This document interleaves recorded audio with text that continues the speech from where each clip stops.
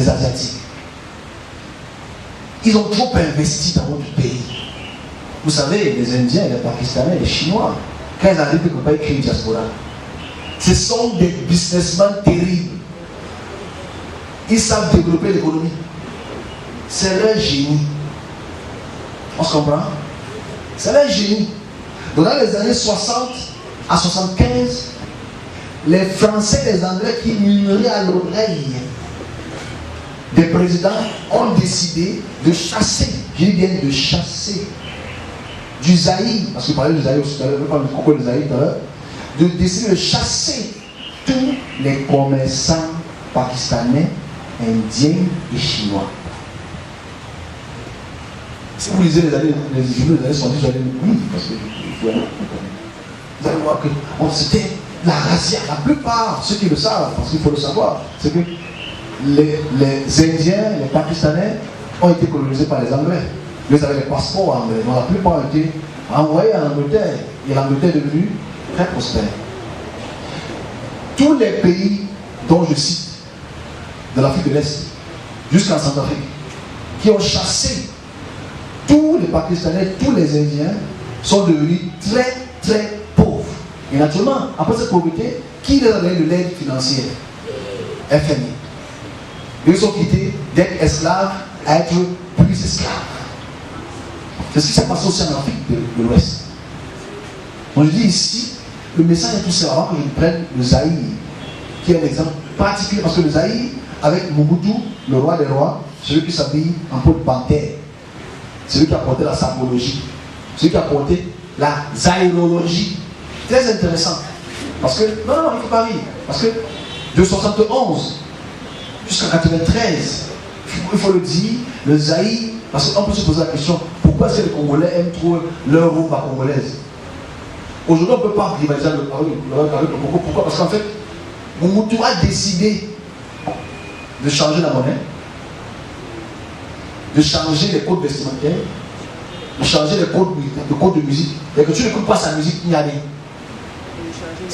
Il a changé plein de choses. Il a même changé le langage. Et comme parle, aujourd'hui, on vit encore la main de Mobutu. Parce que tu vois, dans le chez télé, il quitte du français au lingala comme ça, bam, tu dis, mais pourquoi ils font ça? C'est que quand tu es encore dans les années 90, c'est encore très très fort. Et la plupart des pasteurs d'aujourd'hui sont encore les enfants des années 90. Ils sont nés sous ces auspices.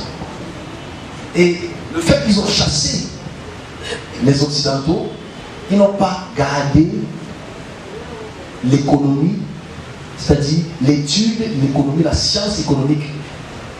On appelle ça l'intelligence économique. Ils n'ont pas pu garder cette intelligence économique. On retrouve ça dans toute l'Afrique de l'Ouest, l'Afrique centrale et l'Afrique de l'Est, jusqu'au Zimbabwe. Et on a chassé tous ces immigrants, toutes ces personnes qui apportaient cette intelligence économique. Aujourd'hui, nous sommes plus ou moins la même mère que les indépendances. Ça devrait être différent. En fait, ça doit être différent. Parce que le changement est inéluctable. Le changement est inchangeable. Mais il faudrait que le changement, je m'adresse à mes collègues ici, parce que c'est même pas ça n'est pas la discussion d'un serviteur de Dieu ici. Parce qu'on doit vous enseigner que Jésus revient bientôt parce qu'il devait mourir pour lui.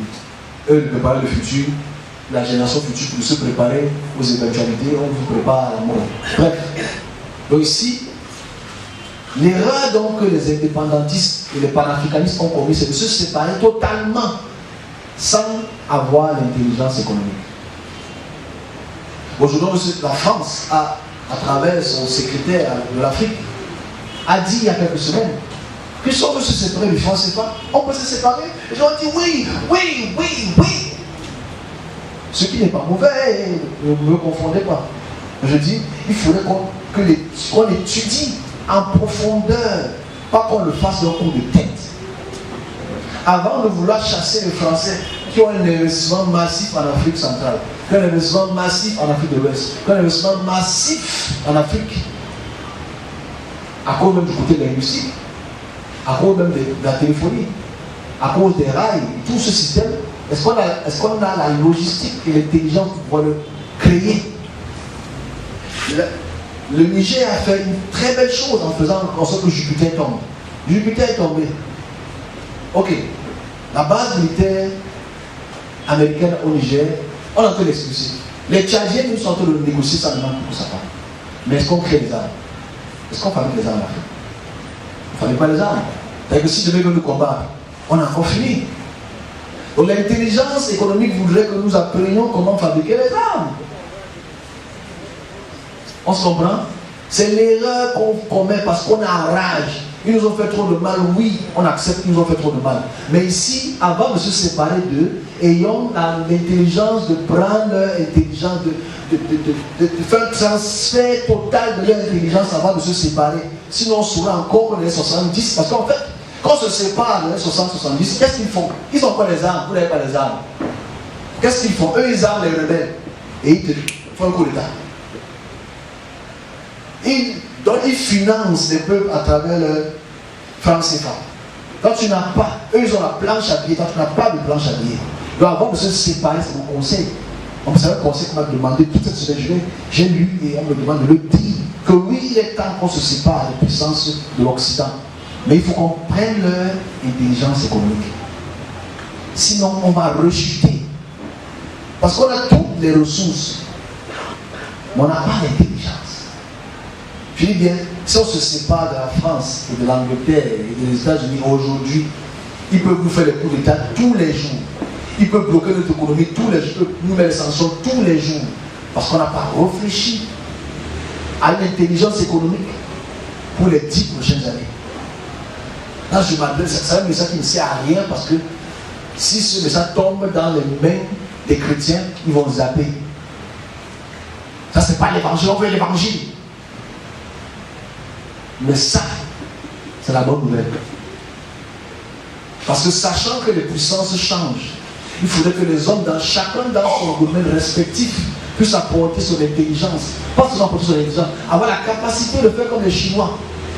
Parce que vous savez, les années d'indépendance, on a eu l'indépendance en même temps que la Corée, en même temps que l'Inde, plus ou moins en même temps que la Chine, mais c'est ici pour être gentil.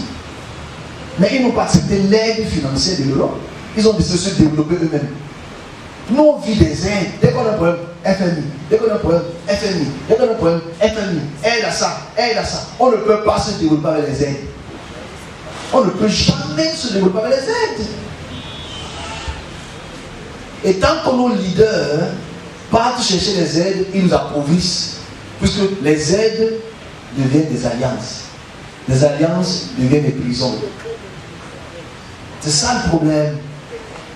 Donc si on ne prépare pas les leaders, Cabral, Campo, à cette notion-là, eux, ils veulent seulement s'asseoir sur et tout dit. Ils veulent seulement s'asseoir et dire je suis président, le troisième président du Cameroun. Ce n'est pas ça qu'on veut. Qu'est-ce que tu nous proposes?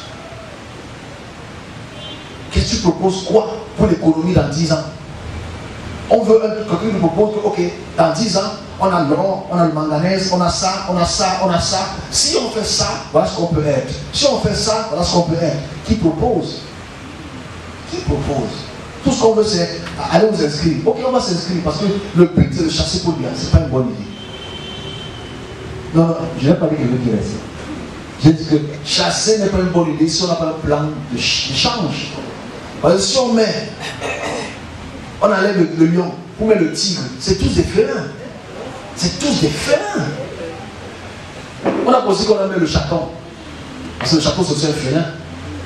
On a pas qu'on a mis le serpent, parce qu'on dit que c'est le plus des animaux. Mais je dis non. On doit s'absorber comme les Chinois. Vous savez, les Chinois, pendant 30 ans, ont absorbé la connaissance américaine. Ils ont absorbé. Aujourd'hui, on a des intelligences qui sont dans les grandes écoles.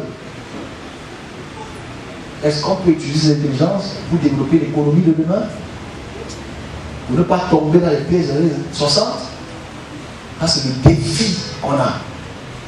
Et je dis encore, ce n'est pas les prières qui vont changer ça. C'est les gens qui ont fait les mathématiques. Les gens qui ont fait l'économie. Okay? Les gens qui font l'étude du marché. Les gens qui, à travers les études du terrain, peuvent voir quel type de ressources on a et combien de temps ça peut nous faire. Et quels sont les pays qui en ont besoin, qui n'ont pas. C'est là où les chances se font. Parce que ces pays qui nous imposent leur planche, leur billet, le papier, ils ont mis les chiffres dessus. Est-ce qu'ils ont les ressources qu'on a? Ils n'ont pas les ressources qu'on a. Est-ce qu'on peut avoir la technologie qu'ils ont? Oui, on peut avoir la technologie qu'ils ont. Mais qui investit sur les recherches? Personne. Voilà, je passe un message rapidement.